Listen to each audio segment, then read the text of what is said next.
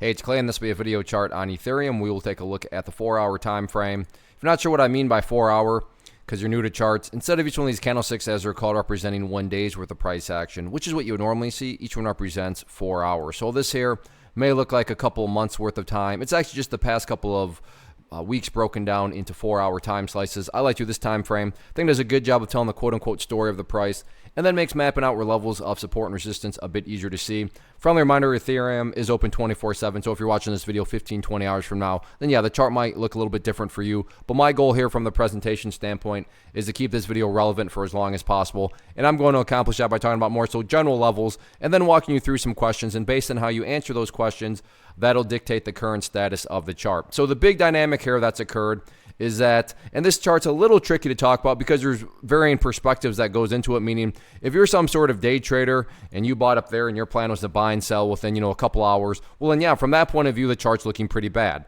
Now, if you care about the big picture of things, sure, the price pulled back recently, but taking a step back, everything is still perfectly fine. And I am going to be talking about things from the big picture point of view. So if I sound crazy calling something bullish, my guess would be you probably had more of a day trader type mentality going into all this. And I'm not saying this is what's going to occur at all, but just for example's sake about how the overall chart, even with the current pullback, is still perfectly fine, is let's say that the price actually pulls back here to 232. Again, not saying it will, but just for example's sake. So price comes down here, behaves in this manner, then begins to work its way back upwards. Now, emphasis here on big picture. From the big picture perspective, what would you have? Well, you'd have a set of lows there, you'd have lows there, you'd have lows there, you'd have lows there, you'd have lows even lower than that. And if you envision each one of these as stair steps, what do you have? Well, from the big picture perspective, you'd still very clearly have stair steps progressing in the upwards direction. And again, that's the name of the game. That's what a truly strong chart is going to do. It's going to make progress forward. And again, in this situation, quote unquote, progress being defined as 232. Again, I'm well aware if you're some sort of day trader and you bought up there, then yeah, you don't care about these stair steps. But that's why I try to offer up a warning that I would be commenting from a bigger picture point of view. So sure, over the past couple of days, the price has pulled back. But think about that, a couple of days. Taking a look at multiple weeks here, you can see the price has still been very clearly trending in the upwards direction, and that's what matters most. So going forward, it's just all about, can Ethereum continue to build those higher lows? Let's see how the chart continues to play out.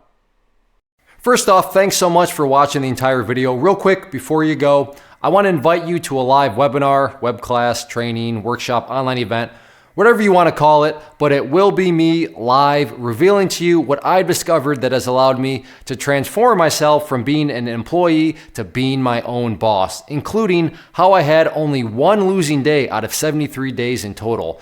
I'm going to cover 3 keys that have helped me unlock profitable consistency within the markets. The first key is super weird, but in a productive type of way. The second key is super awesome because it quite literally is wired into our DNA as humans, making it very easy to use. But in a cruel way, this becomes a pitfall for many traders. I'll explain it all though, including how to avoid the pitfall that it creates for some. And yeah, the third key, when you hear it, sounds way too good to be true, but it's not, and I'll show you how it all works. Then at the end, I open it up for a question and answer session that is, again, totally live. Even if you can't make the live session, please still sign up as it will be recorded, and you can go back and watch the replay that I will send you. Click the image on the screen or click the link down in the description box so you can get the date and time and claim your spot, which I should note is limited due to the fact that this truly is a live event. If you have any questions, let me know. If not, I'll be seeing you soon.